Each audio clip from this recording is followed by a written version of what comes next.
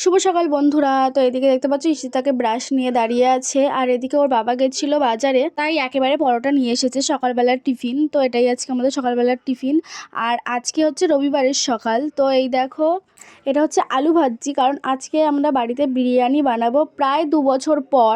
আর এদিকে বরমশাই চিকেনটা কষাচ্ছে, আর আমি এদিকে ভাতটা বসিয়েছি, আর ওই গ্যাসে আলুটা ভেজে নিচ্ছি।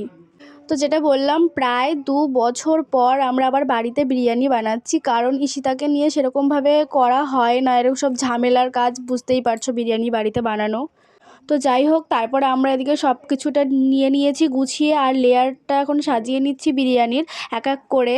তো ভেবেছিলাম তো ভালোই করব, চেষ্টা তো সেটাই করেছিলাম, কিন্তু আমার বরমশাই মাঝখান থেকে এমন করে দিল যে বিরিয়ানি তো কম, সেটা মানে মাংস খিচুড়ি হয়ে গেল, একেবারে গজা খিচুড়ি, জঘন্য বিরিয়ানি হয়ে গেল একেবারে একদম। মানে আমরা এতদিন এর আগেও অনেকবারই বিরিয়ানি বানিয়েছি, কিন্তু এই রকম খারাপ বিরিয়ানি কখনো হয়নি যেটা এইবারে হয়েছে। তোমরা জাস্ট লুকটা দেখেই বুঝতে পারবে এটা বিরিয়ানি না খিচুড়ি না কি হয়েছে। যাই হোক, সেটাই আমরা খাওয়া দাওয়া, আর এখন হয়ে গেছে সন্ধেবেলা, আর আমি এখন চা বানাচ্ছি। আর এইদিকে দেখো, এই দুজনে বসে আছে, আমি যখনই রান্না করি ওরা তখনই এরকম বসে থাকে, আর এই ব্যাপারটা আমার দারুণ লাগে।